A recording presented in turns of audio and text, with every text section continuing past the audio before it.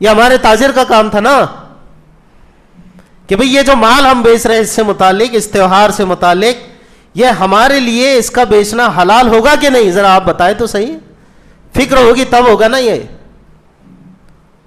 تاجروں نے دکانیں لگائی ہوئی ہمارے اپنے ایریوں میں. کل ہمارے ایک دوست نے بتایا 3 سے 4 دکانداروں سے تو مولانا میں نے بات کی ہے کہ بھئی یہ کیا آپ نے پوچھا کسی عالم سے، کسی مفتی سے کہ بھئی یہ جائز ہوگا کہ نہیں ہوگا، کہ کیا اس کی شرعی حیثیت کیا؟ آپ پوچھ تو لیے ہوتے کم سے کم.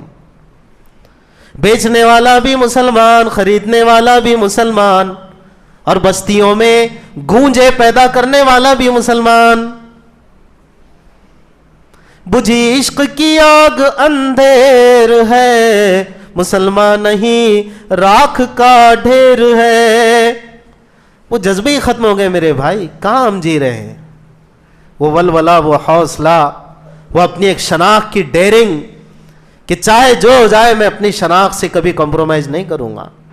ہاں میں محمدی ہوں، میں مصطفی ہوں، میں رسول اللہ کا سچا غلام ہوں صلی اللہ علیہ وسلم. یہ کانفیڈنس پیدا کرنا پڑے گا.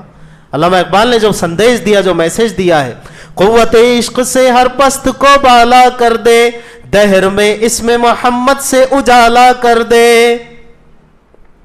اتنا کانفیڈنس ہونا چاہیے کہ چاہے دنیا جس ڈگر پہ جائے میں تو اپنی شناخت کو رتی برابر بھی مٹنے نہیں دوں گا.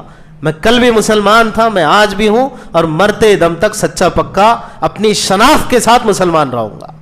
یہ لفظ یاد رکھنا، اپنی شناخت کے ساتھ، اپنے تشخص کے ساتھ، اپنی آئیڈینٹی کے ساتھ.